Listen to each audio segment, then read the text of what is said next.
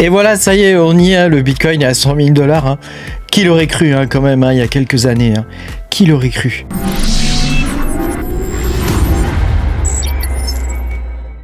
Bonjour les amis, je suis très content de vous retrouver aujourd'hui pour cette nouvelle vidéo où on va parler du Bitcoin hein, et des perspectives d'avenir hein, évidemment avec Bitcoin et puis les autres crypto-monnaies. Hein.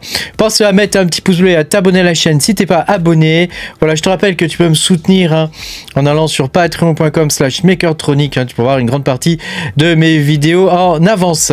Bon bah voilà, le Bitcoin a pris 6% en 24 heures. Hein, il a dépassé la barre symbolique des 100 000 $ hein, quand même. Hein. Rappelle-toi, il y a 2 ans, il était à 15 000 $. Hein. C'est un truc de dingue quand même, quand on y pense. Hein. Alors, qu'est-ce qu'on peut prévoir hein, pour l'avenir hein? Déjà, est-ce que ça va rester au-dessus de 100 000? Alors, on n'en sait rien. Hein. Moi, je connais pas l'avenir. Hein. Je sais pas. Hein.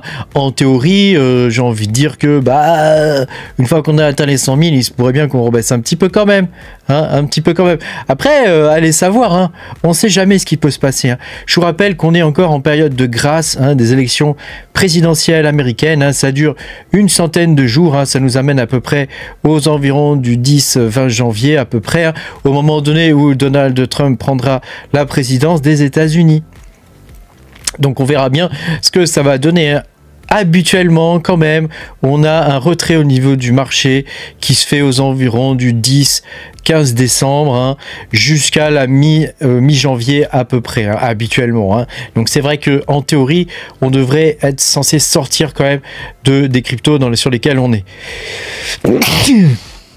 Après, on est en période de grâce, donc bon, est-ce que ça vaut le coup de sortir maintenant pour rentrer plus tard? Je sais pas. Je sais pas, ça c'est à toi de voir. Hein. Moi, je m'étais dit que j'allais sortir aux environs du 10 à peu près, 10-12, hein, que j'allais sortir.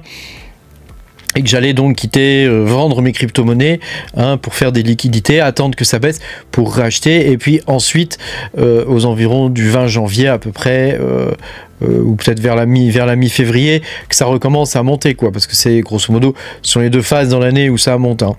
Mais on aurait la deuxième jambe haussière à ce moment-là. Mais voilà, rien n'est moins sûr en vrai. Hein. Rien n'est moins sûr. En tout cas, c'est vraiment historique, hein, le fait de passer les 100 000 $. Hein. C'est un peu comme quand on a passé les 10 000 $. Hein. Bon, bah la prochaine étape, les gars, c'est le million. Le million de dollars. Voilà, si je vous partage un peu le wallet... Tu sais, le fake wallet, le wallet idéal hein, que j'ai. Hein, donc, tu vois, on a quand même gagné presque 10 000 balles. Hein, depuis, sur les 30 derniers jours, on a gagné 20 000 balles hein, quand même. Hein, voilà. Sur les 90 derniers jours, on a gagné 17 000 balles. Et on a fait quand même sur les 30 derniers jours un joli 40% supplémentaire. Donc franchement, c'est cool. Hein, voilà. Si on regarde sur toute l'année, sur les 12 derniers mois, le wallet, tu vois, il a quand même pris des belles baffes, hein, des belles montées. Hein. Donc c'est plutôt cool. Hein, voilà. Casse pas toujours en train de range. Hein, voilà. C'est ma plus grosse position. Celle-là, c'est la seule qui monte pas, évidemment. Hein. Bitcoin à 100 000 $. Hein, donc tu vois, ça c'est cool. Voilà. Et puis Equilibrium hein, qui a du mal hein, quand même. Hein, voilà. C'est mes 2 plus grosses positions, elles ont un peu de mal. Hein. Par contre pour le reste, Sui, alors là, Sui c'est la méga tough. Hein. Bon bah ça rattrape les autres. Hein. Mais je me dis le jour où Kaspa ou Equilibrium va se décider à monter, bah ça devrait être cool pour le wallet, hein. On va passer à combien? De 65 000, on va monter à 80, 90 000, hein, tranquillement. Hein. Si ça monte, rien n'est sûr, hein. Rien n'est sûr, hein. On sait jamais hein, ce qui peut se passer. Hein. Si ça se trouve, ça va baisser. On sait pas, hein. On sait pas du tout. Alors si on regarde la courbe du Bitcoin, tu vois, donc moi je marque les événements avec des flèches, hein, pour qu'on puisse se rendre compte. Hein. Tu sais, ici tu as l'ETF, on voit direct qu'après l'ETF, c'est monté. On a eu une phase de range, hein, d'accumulation et derrière, paf, on est reparti. Hein, tu vois, et là on est franchement à la verticale là cette fois hein, là tu vois on est bien reparti, mais là il y a carrément une montée vraiment verticale là, donc là franchement le mec qui dit qu'on n'est pas en bull run là c'est pas possible hein. Hein, déjà là c'était pas mal, mais là on est bien, et alors il est possible hein, qu'on continue de monter hein. On devrait quand même corriger un peu hein. Corriger un petit peu, hein, mais c'est possible que ça continue de monter. Pourquoi ça pourrait continuer de monter? En tout cas pour le Bitcoin, hein, je ne parle pas forcément pour les autres crypto-monnaies. Pour le Bitcoin, ça pourrait continuer de monter. Déjà de 1, parce que l'État américain va devenir pro-Bitcoin, hein, donc ça veut dire qu'ils vont favoriser les entreprises, etc. Tout ce qui est à base de Bitcoin. Donc ça, franchement, c'est très bien au niveau des crypto-monnaies. Et puis il y a aussi le fait que la situation internationale est quand même pourrie. Il y a une dédollarisation qui est en train de se faire. Et donc, de fait, quelle serait la monnaie utilisée pour les échanges? Ça peut pas être le rouble, hein, ça peut pas être la monnaie chinoise. Je saurais même pas te dire ce que c'est que la monnaie chinoise en vrai. Voilà, quelle monnaie, hein, ça sûrement pas l'euro, hein. En plus, on va vers une parité euro-dollar, et quand tu regardes le dollar par rapport au rouble, le dollar est en train de perdre énormément de valeur par rapport au rouble. Alors moi, je compare au rouble, mais on pourrait comparer à d'autres monnaies, hein. Ça veut dire que les États occidentaux impriment énormément de monnaie, hein. Donc ça, c'est pas très bon signe pour nous. Cela dit, quelle crypto-monnaie, enfin, quel moyen de paiement il pourrait y avoir entre États, hein, ou quel moyen de règlement internationaux, je sais pas comment on dit, hein, quel est les moyens de règlement internationaux? Ça pourrait être Bitcoin, tout simplement, hein. Pas de banque, transaction dans les 10 minutes, je veux dire, que demande le peuple, quoi? Il y a des liquidités, que demande le peuple, à part le fait que, est-ce que le Bitcoin a été inventé pour ça? Hein, petit à petit, ça va commencer par les États, hein, mais petit à petit, ça va redescendre au niveau du peuple, hein. Donc évidemment, on paiera en Satoshi des petits trucs, peut-être, je ne sais pas.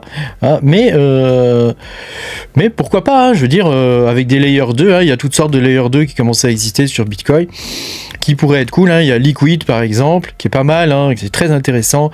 Voilà, bon, on va pas faire la liste des layers 2 là, mais voilà, je voulais te parler de tout ça, et évidemment, hein, il fallait qu'on fasse une vidéo quand même sur ce moment, hein, qu'on documente ce moment historique, hein. Depuis le temps qu'on attend ça, les gars, hein. Merci à tous ceux qui suivent ma chaîne quand même depuis 2021, hein, de 2020, 2021, je sais plus de quelle date ma chaîne, hein, je crois que c'est 2021 il me semble, hein. Merci à tous ceux qui suivent ma chaîne depuis 2021, vous êtes là, vous êtes fidèles au poste, hein. Merci à vous, hein. C'est vrai que nous les mineurs, pendant cet affreux bear market, on a dégusté comme jamais, hein. C'est le pire bear market de tous les mineurs, hein. Regarde-moi ça, hein, là, ça a été vraiment la descente aux enfers, hein, avec Ethereum qui nous a lâchés. Lamentablement lâché d'ailleurs, hein. Voilà. Alors il y a un signe, hein, quand même, hein, au niveau de la alt season, parce que c'est ce que tout le monde attend. Il y a un signe, hein, quand même au niveau de la alt season, c'est Ethereum habituellement qui lance la alt season, hein. Il n'y a pas de alt season sans Ethereum, hein, sans que des liquidités se déversent dans Ethereum, hein. Donc de ce que moi j'ai pu constater des deux bull runs que j'ai déjà précédemment vécu, hein. Donc pour le coup, voilà, il faut attendre de voir Ethereum monter, hein, avant de crier victoire trop tôt pour la alt season, parce que beaucoup se disent qu'effectivement c'est là où on fait le plus de multiples, mais moi je te rappelle que ici, hein, si tu as acheté du Bitcoin dans ces eaux là, même si tu l'achetais à 20 000 balles, hein, quand même à 100 000, tu as quand même fait un x5, hein, x5 quand même, hein. Donc j'espère que je calcule bien, parce que j'ai fait quelques mauvais calculs là, récemment, mais d'ici x5, hein, quand même, hein, mine de rien, hein, tu mets 10 000 balles, tu en retires 50 000, hein, quand même, hein, donc c'est pas rien, mine de rien, c'est pas rien. Voilà, je voulais remercier avec ces 100 000 $, hein, je voulais remercier toute ma communauté, hein, qui me suit depuis longtemps, même les nouveaux, hein, merci de me suivre, c'est sympa. Il y a encore énormément de belles choses à faire ensemble et à vivre ensemble, hein. Le monde du minage, c'est un monde quand même assez particulier. C'est vraiment un monde de niche dans la crypto-monnaie, hein, et nous, on est engouffrés dans cette niche, hein, qui est le minage, hein. Alors, pour certaines personnes, ça peut être rentable. Pour d'autres, ça peut ne pas l'être du tout, hein. Donc, il faut quand même faire très attention avec le minage de crypto-monnaie, en particulier quand tu investis dans du matériel, hein. Faut pas faire des crédits et des choses comme ça, hein, voilà. Faut bien faire attention. En tout cas, si on regarde, hein, au niveau de l'année dernière, je ferai une vidéo, hein, de récapitulative, hein, mais on est quand même beaucoup avoir gagné des sous dans le monde du minage, hein, et ça c'est quand même bien, parce qu'on était en plein bear market. Alors c'est vrai que le bull run est un petit peu décevant pour nous les mineurs pour l'instant. C'est un petit peu décevant, mais il faut dire qu'on a eu un bear la première partie du bear a été dure, mais alors la deuxième partie, ça a été une vraie folie. Une vraie folie. Bon, et ben écoute, hein, j'espère que tout ça va continuer, hein, parce que quand même, hein, c'est un peu la teuf, hein, là, 100 000 $, hein, ça fait un moment qu'on l'attendait, hein. Merci à tous de regarder mes vidéos. Pense à mettre un petit pouce vers le haut et à t'abonner à la chaîne si t'es pas abonné. Et puis moi, je te dis à bientôt, hein, pour de nouvelles aventures, et il va y en avoir, hein.